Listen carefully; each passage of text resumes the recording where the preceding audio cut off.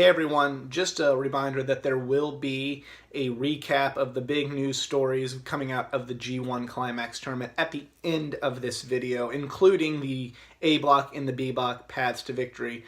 With everything going on with this week's episode, especially with having a little bit of a different format, I forgot to mention that throughout the course of the discussion with myself and Jedi. So if you are keeping up with the G1 or are interested in the G1 Climax tournament, please stick around for when the recap show itself is over for my thoughts and the news coming out of the G1 Climax for this week. Hope you guys enjoy this episode. Hello everyone, and welcome to the Just Two Marks Wrestling Recap Show, although that name's going to be taken to task with this particular episode. But I'm the Athletic Geek, and I'm joined once again this week by Jedi Jason Kruger. And if you've never seen this show before, this is the Just Two Marks Wrestling Recap Show, although, once again, that name will be put to the test with this episode. We are Just Two Marks. We love talking about wrestling, we love watching wrestling, we love discussing wrestling, and we especially love discussing wrestling with you guys. We love to hear your comments and talk about them with you in the comment section below. But at the end of the day, we're not industry insiders. We don't work in the wrestling business. We're fans just like you guys. So we try not to do things like use insider terms. We try to, kind of talk more from the outsider perspective. We use words like villain and good guy and storyline rather than your traditional insider terms. There's a few slip-ups, but that's our way of showing that at the end of the day, we're not insiders, we're not wrestlers, we are just two marks. And usually, on a normal episode of this here show, we talk about what happened on Raw, we talk about what happened on SmackDown, we talk about some other big news out of NXT, New Japan, Ring of Honor, Impact, whatever, but it's been kind of a slow week. Nothing really been happening much, with the exception of like some stuff in the main event storyline on Raw that we're not talking about. And, some more build-up to the Miz Daniel Bryan match on SmackDown. Which is apparently about babies now. So It's about babies, yeah. Other than that, and don't forget the end-all be-all of wrestling, Mojo Rawley and Bobby Roode have started their feud. Glorious. It is, isn't it? Not really a whole lot going on. G1's still going strong in New Japan, but I'm the New Japan guy here. Unfortunately, Jedi does not have New Japan World, and he does not have time to keep up with as much wrestling as I do, because guy's got kids. Guy's got a family. Guy's got a job. Damn it, he has a family. No weeaboo. So this week we're going to do something a little different because we're desperate for a show. Yeah, nothing much happened on Raw. Sorry. So, unfortunately, so we're going to try something new, and if we ever get a case of the old, I don't know if you'd call this writer's block, but I mean, it kind of was writer's block because there's nothing really to talk about. We're going to do a very, very, very early Wrestlemania fantasy card that we like to do, and we encourage at the, in the comment section below, at the end of the episode, once you've heard both of our cards, to vote on which one, myself or Jedi's, cards you enjoyed the best. And there's not going to be any punishment. There's not going to be anything like that. We're not about that. It's just going to be bragging rights of, yay, they like my card better.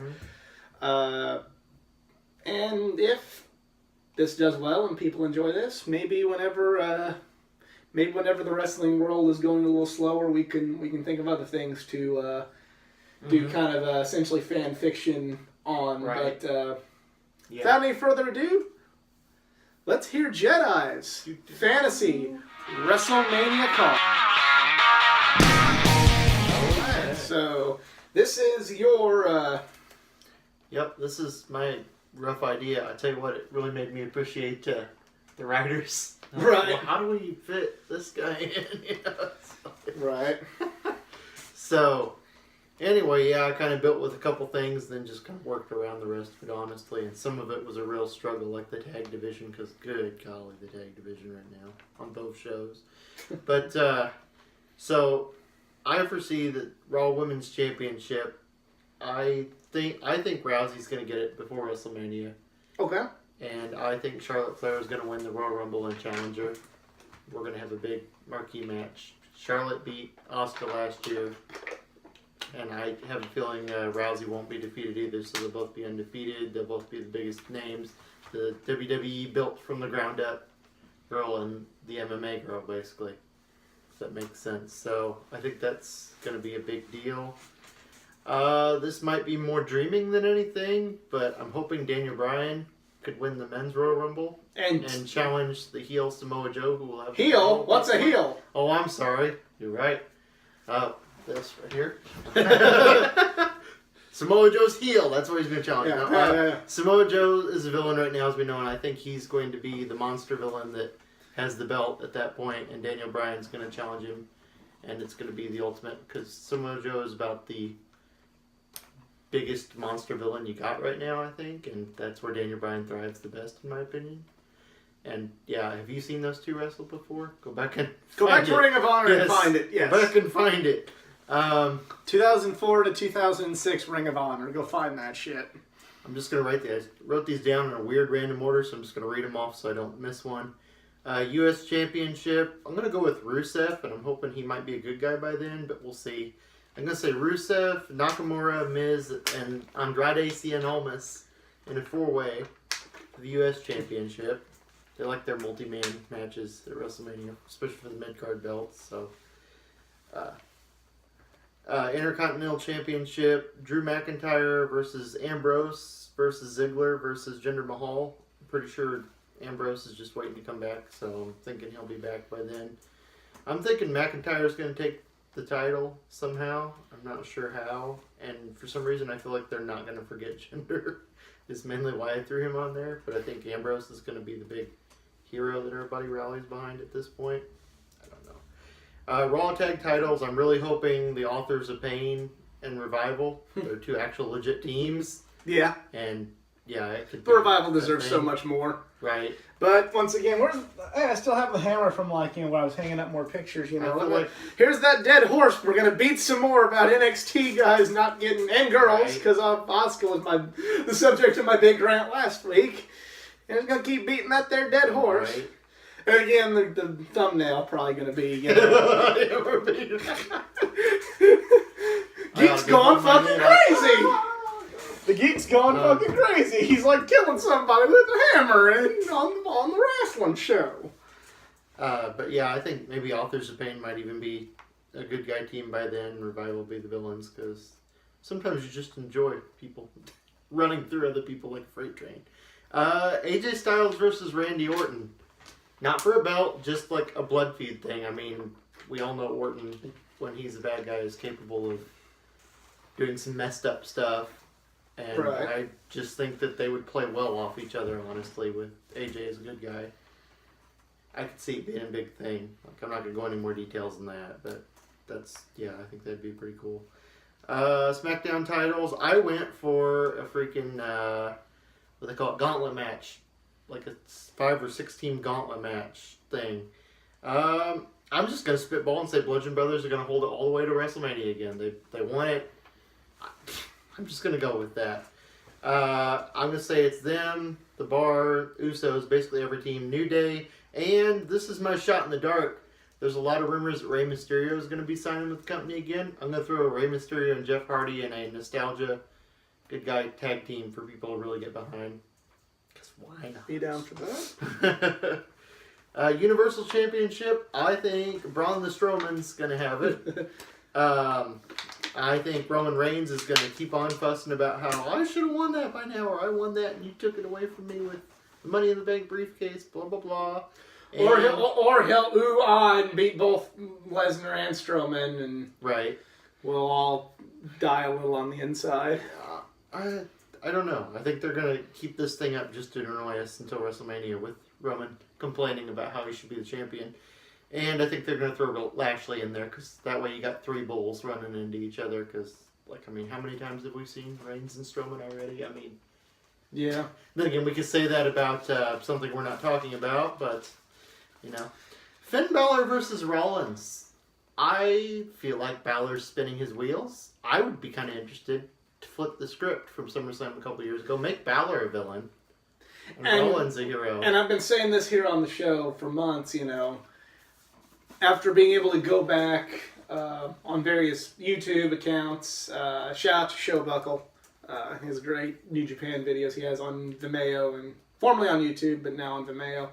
And just going back on New Japan World and watching the old, the old Prince Devitt whenever he went bad in New Japan. Mm-hmm. So much better of a character. And that's not taking anything away from how good he is, and I'm just saying, it's just that much better. You said character. You didn't say performer. You said character. I mean, his character right now is he smiles. Oh, but in some on Showbuckle's videos, he shows happy smiling, Prince Devitt, New Japan, Shinyon Peruso, Ichiban, hey! And he's smiling, and then he gets all bitter and turns into, the demon as he was there. And it's just the story works so well. I want to see that. And, in New Japan, it was kind of based on, him forming the Bullet Club, going bad, was, based on bitterness. And if there's anybody that has a right to be bitter in the WWE, it would be Finn Balor. I mean, He was a person who was literally going to be the first Universal Champion. He was going to carry the Raw brand in this new brand split on his back. Mm-hmm. And now he has Rollins, and Rollins injured him, and then when he came back, he never even got another shot. That's what I was just getting ready to say. Never even got another title shot. So, yeah, I really like that idea. So yeah. He could even raise the stakes, and he could just go all out in the demon. So you're thinking more like, oh my, he's really going to, right. Because of the aura. So, SmackDown Women's title. Since I took the two biggest names in the women's division and threw them on the Raw title, I really struggled with this one. I like a couple of the YouTube personalities that have been, that review wrestling, that have been saying they think Becky Lynch is going to turn heel. What? I'm sorry, again I said heel. She's going to turn her heel. She's going to do this. Yes. I love that video. That's the best video ever. He's here to keep me from using that lingo. Yeah. We're not in the business, Jedi. What business? No. So anyway, Becky Lynch as a villain, I think that could be great, and I think her versus Asuka in that dynamic would be good, because they could, as a villain, she could get nastier, and Asuka obviously can trade blows with anybody, and I think that'd be as good a match as any. I'd sign up for that one. And then we just went ahead and predicted winners for the two Battle Royals on the pre-show, because, basically the whole roster will be in those things. I've been hearing a lot of rumors, and I kind of agree with them, that Aleister Black's probably coming up to the main roster after SummerSlam or sometime this year. So I'm going to just say he's going to win the Battle Royal. I'm kind of shot in the dark there, but it's a possibility because of where he's at.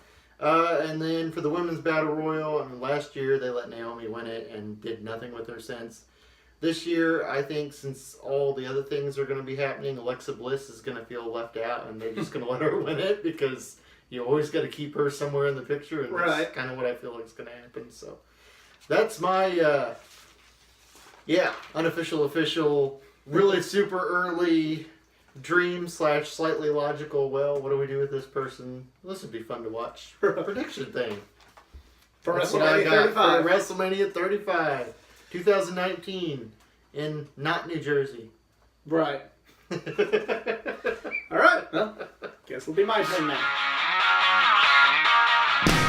All right. Well, you just heard Jedi's fan fiction WrestleMania 35 card. So here's mine, and the only ones I'm gonna have results for are gonna be the Battle Royals, just because, you'll hear later on some people that I didn't include, in other matches, and this maybe will help some of the viewers put those pitchforks down and go, why wasn't he in the match? Why wasn't, I'll explain a few of their roles inside the various Battle Royals. So how dare you not include Baron Corbin? I'm offended now. Exactly. But we're going to start with the WrestleMania. I kind of have these in a half-assed order, but kind of not. So because my order was so ordered. Who'd you have for the SmackDown belt? Did you even have one of those? Yeah, the U.S. Championship was a 4-way. I think. I mean, the WWE title.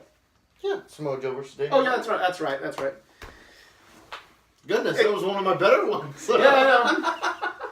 Well, I just started reading mine, in the break, and I'm kind of like, I have a case of, Dory from Finding Nemo. I have a little case of her syndrome. Be sure while you waste in me. Just keep swimming. Just keep swimming. All right. WrestleMania Women's Battle Royal, the not fabulous Moolah Battle Royal. I have Alexa Bliss also winning. She will last eliminate Mickie James and kind of start a rift in their little alliance that could be played on later on. May not the split don't happen there, but it could be slow burn, and it'll make more sense because it's something I have later on the card. The Iconics are gonna run wild. Perhaps. And then in the Andre the Giant Memorial Battle Royal, Samoa Joe will win, and either one of two things will happen. If Joe beats AJ at SummerSlam or wins the WWE title, at some point in time, first of all, he's not going to be champion by this point, but either he wins at some point, and then the last few people it comes down to in the Andre the Giant Memorial Battle Royal will be Joe, Jeff Hardy, Randy Orton, Jinder Mahal, all the former WWE champions will be some of the last remaining people in the Battle Royal. So you can give the Andre the Giant Memorial Battle Royal. It's not just the throw everything in there. It's like, oh hey, look at all these good people. I was gonna say you're really pushing this thing. Make it seem like this is not just because year one they did this, they made it seem like a big deal. Go back to that. Give me a reason to care. I'm down.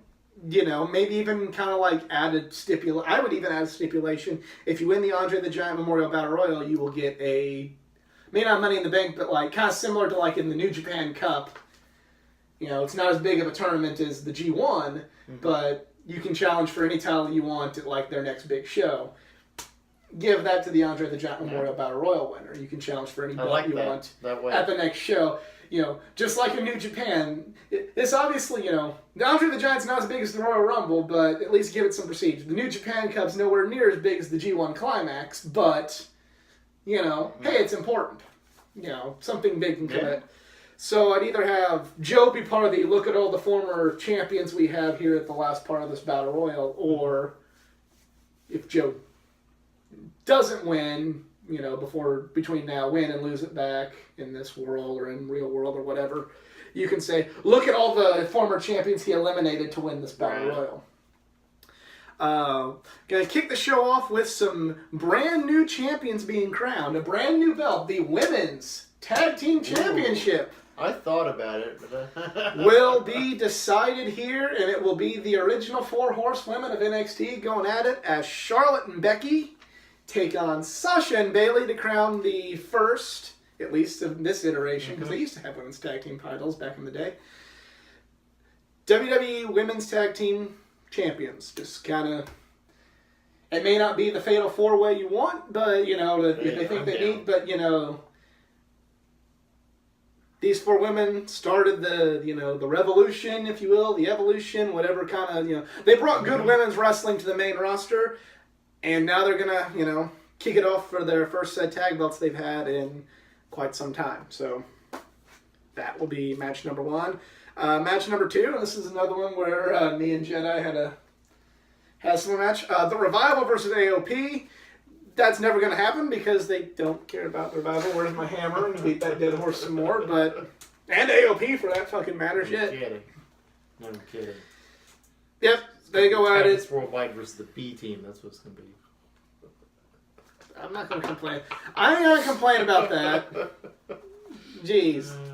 I'm a fan of the B team. The next match. These matches are lower down on the card than they would be in real life, but I try to put it in kind of an order. Kurt Angle versus Jason Jordan. No, I'm down for that. You finally kind of put a bottom line on this whole storyline. I don't know if I'd go if he was lying, or he finally turns on his dad, or if he's delusional enough to think he can beat his dad, but Jason Jordan, Kurt Angle. Let them go. Let them have it. Next match, and this is just the epitome of I could not think of a match for one of these two guys. But it would be a good match. Braun Strowman versus Triple H. They had a run-in last year at Survivor Series. They had a run-in. Let them go at it. This isn't to say that Strowman will lose when he cashes in Money in the Bank, but by WrestleMania, he's not the champion, at least with the way I have things written.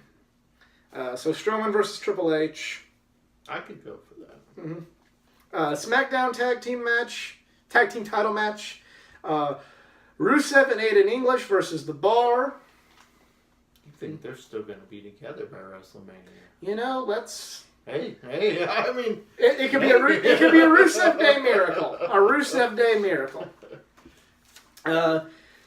Got to go to the classic WrestleMania standby for the Intercontinental title. A 6-man ladder match. Finn Balor, Bobby Lashley, Kevin Owens, Dolph Ziggler, Drew McIntyre, and Elias for the Intercontinental Championship.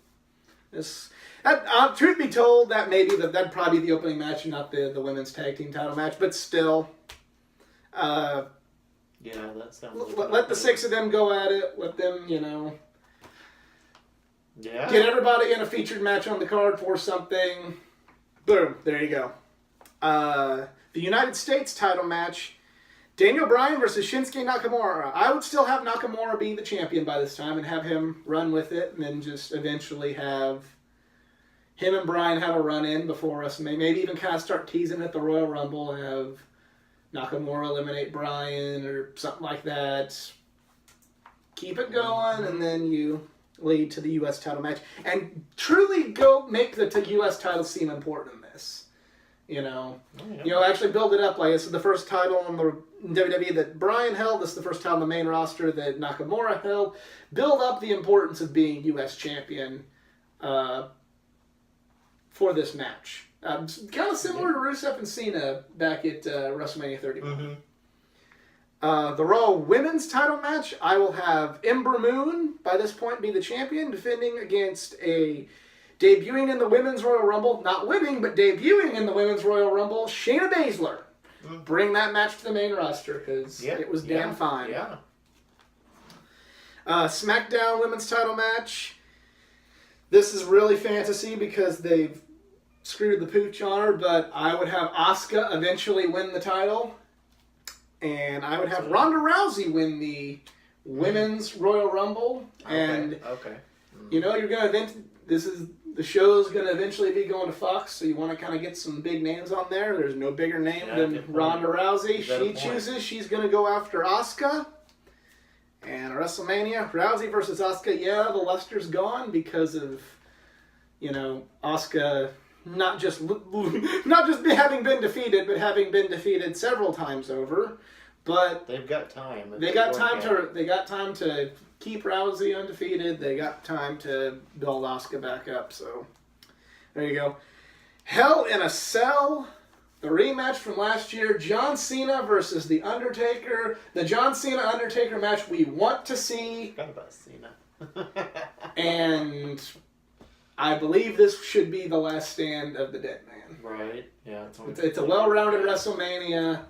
I'm not going to tell Undertaker when or when he cannot wrestle again, but if he's looking to kind of put a bow on his career, this would be the time, the place, the match to do it. So, yeah, I would agree with that. I'll go with that. Mm-hmm. The WWE title, AJ Styles versus The Miz. And like I said, AJ, he doesn't have to have the title from now until this WrestleMania. I said he could lose to Joe and then get it back, for Royal Rumble or something. But, AJ says SmackDown is the house that AJ Styles built. The Miz says he's the most must-see champion, and, I know it wouldn't be as personal as the Miz's rivalry with Daniel Bryan, but you could take some of that, That's why it'd be for why don't you like me because I didn't wrestle on a soundstage or overseas? Forget you. I was a must-see champion. I main event WrestleMania too, and you're telling me that you made SmackDown. No, I made SmackDown.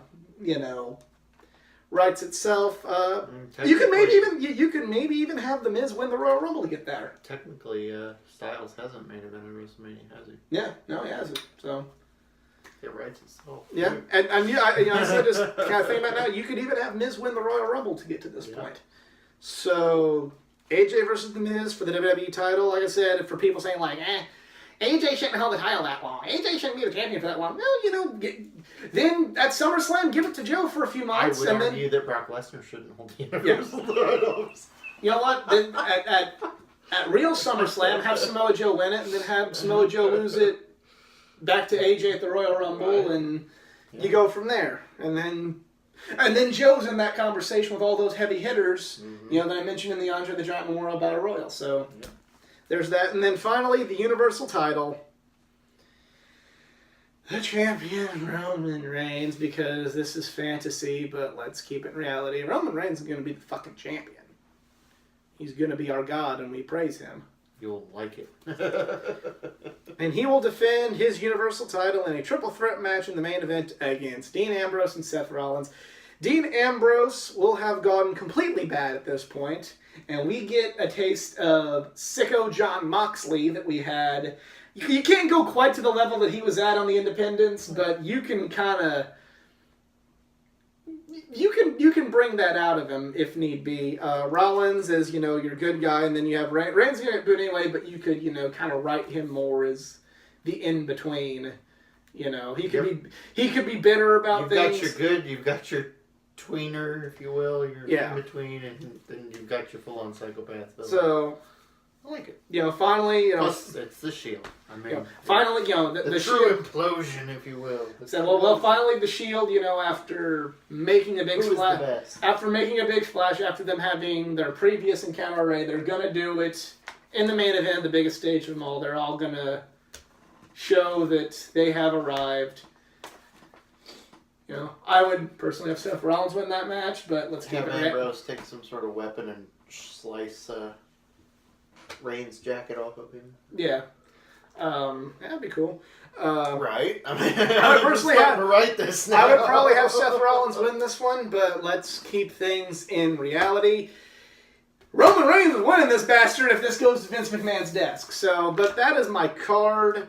That's pretty much it. So therefore, we kind of get all true bases covered. All the all the titles get decided. New champions. More important. Oh, and again, I mentioned the thing with the Andre the Giant Memorial Battle Royal.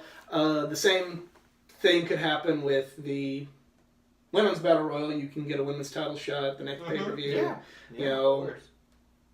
Whatever. So add some importance other than just, hey, look at these guys and these girls. Just be like, hey, this is important. Right. So that is my card. Let us know which one you enjoyed the most, or which one you'd like to see the most in the comments section below. And so it's kind of a short episode this week, because just in the world of mainstream wrestling for us to talk about and discuss, there's not really... Yeah. There's a lot more intrigue in the whole hell of a lot. The spitball in the future right now. Well, I mean, it's like, hey, these matches are going to happen, but it's like, okay, they're going to happen. There's nothing been built. Built upon. Now, closer... Besides Miz and that's kind of... Closer to SummerSlam, yes, we'll have more to talk about. Oh, yeah. Knock on wood. You're right, no kidding. But as of right now, we just really ain't got a whole hell of a lot to talk about. So, yeah, those are our cards, Leave us a comment which one you think you'd like to see better. Yeah. Be sure to like I legit don't know. Yeah, exactly. I'm questioning myself after hearing his, That's just on the basis of Brian versus Joe. But, fair. Yeah. But that's Jedi Jason Krieger. He don't have social media because he ain't got time for that. Boring. He got kids. You can go like my Facebook page at facebook.com/athleticgeek89. Not just pro wrestling there, but comics, anime, gaming, and much, much more. All things geek culture. If you want to see more content, go like the Facebook page. If you enjoyed this video and like to see others, please hit that subscribe button. Share this video if there's somebody else in your life that you think would enjoy it. But For Jason Kruger, I am the Athletic Geek. We are just two marks, and we're out. Thanks for sticking around, everyone, and welcome to this week's G1 Climax Report. We will take a look at the top stories spurting out of this week in the G1 Climax and the top competitors' keys to victory as we enter the final week of the G1 Climax tournament.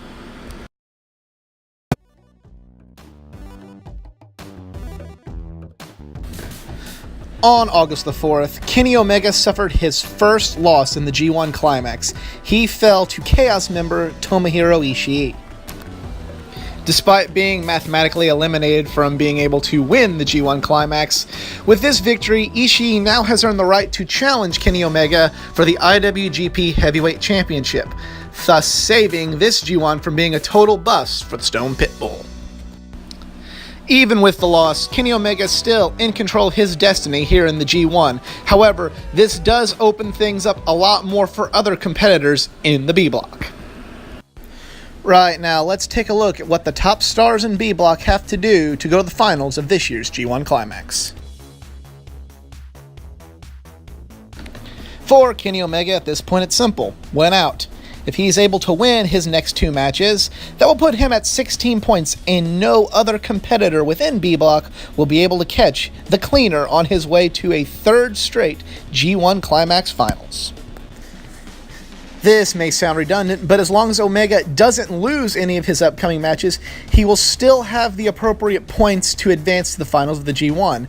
He would sit at 14 with 2 time limit draws, and that would give him the tiebreaker over Tetsuya Naito because of his victory over Naito earlier in the tournament, and it would also deny his partner in the Golden Lovers, Kota Ibushi, the points that Ibushi would need to advance to the finals.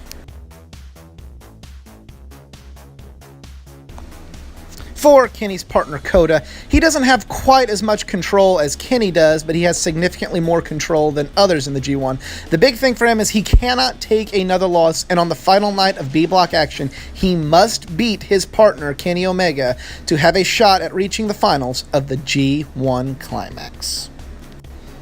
Ibushi does have to beat Omega for a shot, however, he doesn't necessarily have to beat Tama Tonga. He cannot, however, lose to Tama in order to have a shot at making the finals.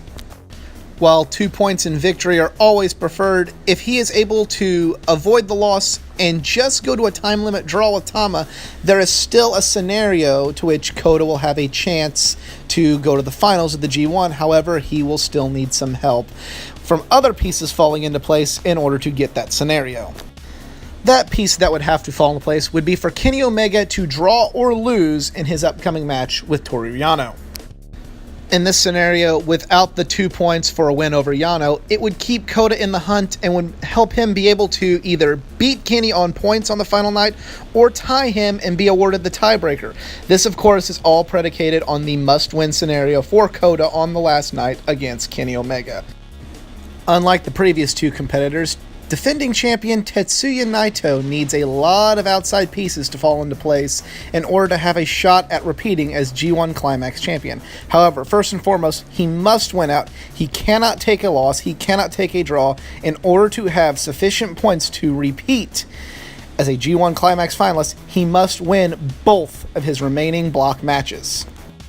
In addition to having to win his last 2 B Block matches, Tetsuya Naito will need Kenny Omega to lose to Ibushi in his final B Block match.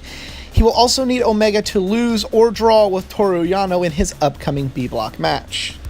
This scenario is the only way that Naito can finish ahead of Kenny on points in denying Kenny Omega the tiebreaker that Omega earned by defeating Naito earlier in the G1.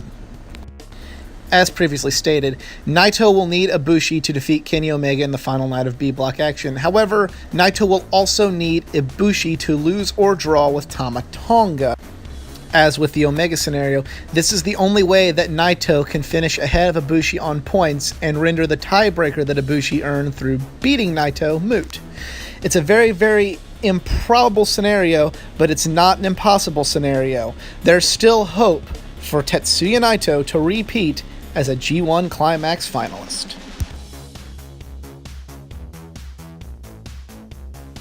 Let's now take a look at the past victory for the top competitors in A Block. For the ace of the company, Hiroshi Tanahashi, the path back to a G1 Climax final is simple. Beat Okada, do not take another loss.